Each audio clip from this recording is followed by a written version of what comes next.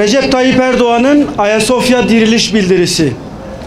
Bugün Ayasofya inşa edildiği tarihten itibaren defalarca şahit olduğu yeniden dirilişlerinden birini yaşıyor.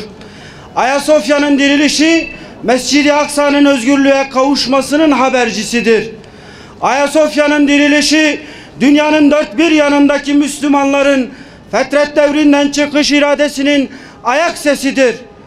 Ayasofya'nın dirilişi sadece Müslümanların değil, onlarla birlikte tüm mazlumların, mağdurların, ezilmişlerin, sömürülmüşlerin umut ateşinin yeniden alevlenişidir.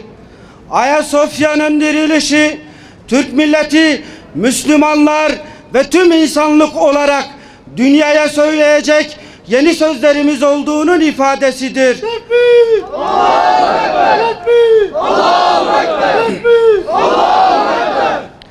Ayasofya'nın dirilişi Bedir'den Malazgirt'e, Nibolu'dan Çanakkale'ye kadar tarihimizin tüm atılım dönemlerini yeniden hatırlayışımızın adıdır.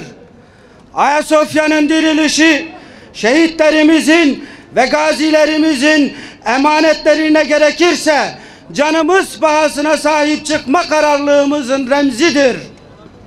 Ayasofya'nın dirilişi Buhara'dan Endülüs'e kadar medeniyetimizin tüm sembol şehirlerine verdiğimiz bir gönül selamıdır. Ayasofya'nın dirilişi Alparslan'dan Selahaddin'e, Fatih'ten Abdülhamid'e kadar ecdadın tamamına vefamızın örneğidir. Ayasofya'nın dirilişi Fatih'in fetih ruhunu şad etme yanında Akşemseddin'in maneviyatını, Mimar Sinan'ın estetiğini ve zevkini de yeniden gönlümüzde canlandırmaktır.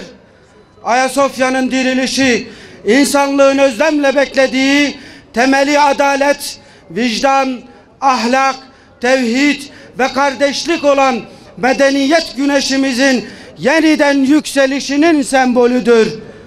Ayasofya'nın dirilişi bu mabedin kapılarındaki zincirlerin yanında topyekün gönüllerdeki ve ayaklardaki prangaların da kırılıp atılmasıdır. Ezanın aslına döndürülmesinden 70 yıl sonra Fatih'in emaneti Ayasofya'nın da cami olarak hizmete girmesi gecikmiş bir yeniden silkiniştir. 5. haremden Ayasofya'ya bin selam olsun.